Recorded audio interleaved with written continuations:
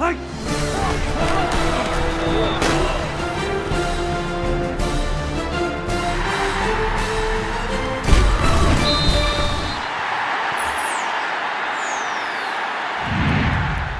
said this earlier this morning in my teleconference that you kind of use caution when you talk about Texas football, them trying and needing to get better. But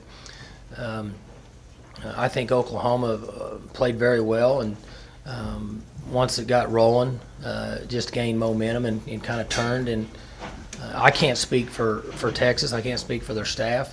I do know that there's some youth at key positions that can factor into situations when things don't go well early in the game. Mike, when you've looked at Texas on film this season as opposed to what you saw from them last year, how different are they offensively and defensively, scheme-wise, that sort of thing, from where they were last year? Well, they have the Boise State approach, that formations, motion, shifts, movement, a variety of ways to get to the base same plays that they want to run, in my opinion.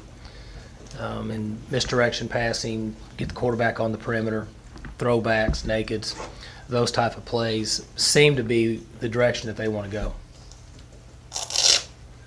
How do you feel about, Mike, the progress of your defense compared to a year ago at this time? I think we're getting better. We have linebackers now that have 5 games into it, and our tackles are getting a little bit better each week. I feel like that we did a better job in this last game of playing gap sound defense and tightening down some of those creases where we were giving up some big plays in the weeks before the last game. And that's really important, in our opinion, in defensive football nowadays. You really want to be sound and make them earn everything they get, versus missed assignments and creases in your defense and giving up big plays. Are you pleased with the speed of the offense and the number of plays you're running each week? Pretty fast. And how does that, that keeps the opposing team's defense on the field? They can't change out. That's got to be a big advantage for you guys. It limits substitutions on the other side of the ball and allows us to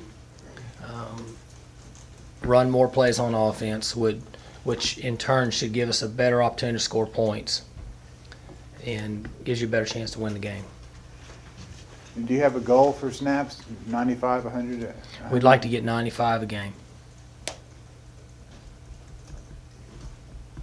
Mike, OU went after him pretty heavy, especially when some quarterbacks were a little shaky. Would one game, one film make you say, hey, we're going to do something similar, even if it's something you don't normally do?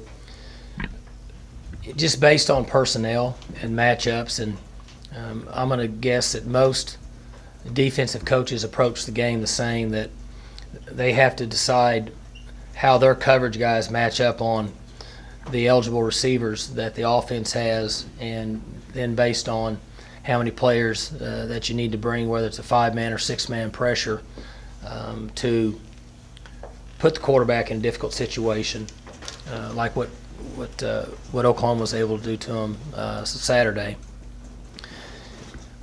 Just because one team's able to do it doesn't mean another team can execute the same way based on personnel. What are your thoughts of the QQB system and defending it? I mean, you had Louisiana was potentially going to do it, and it sounded like you got prepared for that, but this is your first instance of a truly, they're going to rotate quarterbacks frequently. I mean, how is your plan to defend that, or is it just keep it simple, or is it that the one was in there the entire time? Yeah, we want to keep everything simple, and our players should understand who's in the game and what we think are their strengths and what we think are areas that we can attack them and play from there. And so, obviously they'll decide who they want in the game, and for whatever reason, our players need to be aware of that and play the defense that's called. What do you think of this McCoy? I mean, the younger brother, and then you got another Shipley out there. Do they remind you any of the former combination? Well, I think it's probably an unfair comparison at this point. I mean, you're talking about two guys that are playing the NFL, and they have some of the characteristics. I'll say that, but they're both so young, but they have made some plays, and I would guess that their coaching staff is glad that they have them. But it's really hard to predict where those guys are at this early in their career. Mike, they're going to, the Big 12 is going to announce at 6 o'clock that TCU is definitely a member. What do you think of that addition? Well, I've been a strong proponent for the league for several weeks and a month now, and I think that the Big 12 has a great opportunity to stay intact, and I know there's people behind the scenes working hard for that. What little I know about it, I know Oklahoma State wants it to stay intact, and I've always thought that if we had teams that exited or departed our league, that TCU would be a great addition with the market right there, and they've competed and has won as many games in football as just about anybody in the country over the last 3 or 4 years. It won't be an easy opponent for us that have to play them, and they're obviously sitting right there in a very valuable recruiting market. So to answer your question, I'm glad they're in our league, and hopefully we're able to keep Missouri in and keep this thing going. I would hate to see it dissipate and go away now after all the hard work that so many people have put into keeping the league in place. Is your preference 10 or 12 teams? Dave, my preference is whatever it takes to keep the league together. And again, I don't know a lot about this, so I'm kind of speaking out of term here, but if you have to get 10 to keep it going, then get 10. If 10 keeps it going and then somebody makes a decision that 12 is better, then we'll go for 12. But I just want whatever it takes to keep the league intact. I think it's important that we do whatever we can to make it happen. Mike, you have to come off your stance, though, about wanting to have a round robin where everybody plays. I know you like that. I've always felt like that if each team could play each other each year, it would help create more competitiveness in our league. I think the fans like it. And then you don't have any question on who your champion is. I mean, whoever has the best record. And then whoever, if you have two teams that are tied, then they played each other. Whoever won the game, they're your league champion. There's not any debate over who should be your league champion. You've always talked, too, about noticing things about the league and crossover tape. When everybody plays everybody, you get a lot more crossover. Well, there's more tape, and I just think it's good for our league because it's easy to get around. The fans can drive to the games, and I think it's good that we play each other. It should help with television interest. It should help with season ticket sales, both home and away, which obviously could generate more money for our league. I'm sure you're not a fan of seeing a team that you're playing get embarrassed a little bit the week before just because of the added motivation of wanting to come out and not lose 2 in a row, prove that, like you said, they're better than they were in that OU game. You know, that goes both ways. Certainly, I don't want their approach to be as much as what you said, but we believe in our organization that you have to prepare Sunday through Thursday. And as much as I would like to say that something happened for our team against Kansas or whoever we played before that, I just don't know that factors into when we play Texas. I think it's all about what you do the week prior to, and then going out and playing and having fun on Saturday and turn it loose. Mike, I know you talked about reason about every way you can talk about it. You as an offensive coordinator, quarterback coach, head coach, that have a lot of relationships. How different is your relationship with a quarterback who's that age?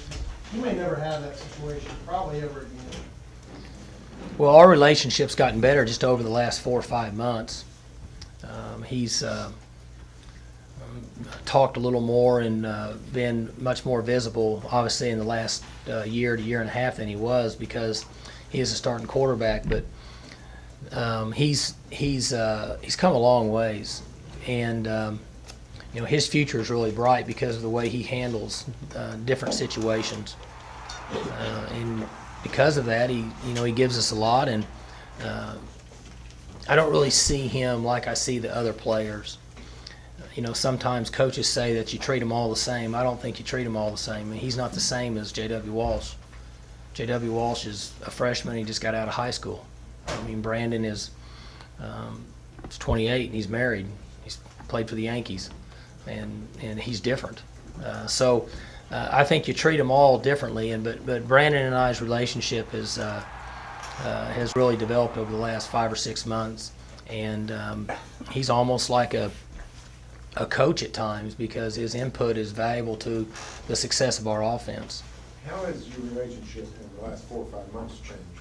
In other Well, words, how is it different this year than it was last year? Well, when he started, I guess when he made the decision to come back, he and I had conversations on what we wanted to do with the offense coordinator position. And I felt like that he should be involved in that decision for 2 reasons. 1, because he understood the offense, and 2, because he was willing to come back and be a part of our program for another year. And so we had conversations, and from that point on, we've continued to have more of a relationship from a quarterback head coach standpoint than we had the year before. Not that it was for any other reason, but when I was coaching quarterbacks, Josh Fields and I had that relationship that when we saw each other every day, we worked together every day, we're in meetings. And so it's different than what a head coach's relationship would be with a quarterback that's not coaching with him in the room every day. How good of a job do you think your program and university have done of marketing itself in Texas and increasing visibility, and how important is that? Well, I know we see, signs and things that are up in airports, and, marketing's really not my forte, but I know there are things that are going on there, and I think the people that are involved with marketing with the university and the athletic department understand the importance of Texas for population, for one, because of general students that will come to school up here, much less the athletes. And it's important that, you have 357 Division I prospects a year come out of there in football. So obviously we need to have a presence there. And the best way to market the Oklahoma State University is to win in football. It markets itself. And so I think that's helped even with our enrollment. But for us to win in football with the exposure that we get plays a huge role in the success that we can have going down there and getting other student athletes interested in Oklahoma State University. Coach, the ESPN depth chart show airs Wednesday night. What are your thoughts on that, and what was it like having those guys around here for 5 weeks? Now to think back on it. Well, I know it'll be positive for Oklahoma State. I haven't seen it, and so it was unusual having them as close to our program as they were for a month, being in the meetings and staff meetings. And so I'm looking forward to watching it and seeing how they presented Oklahoma State football and how they are showcasing Brandon Whedon and our football team, just to see if it's something that we would want to do in the future, because there is a sacrifice involved.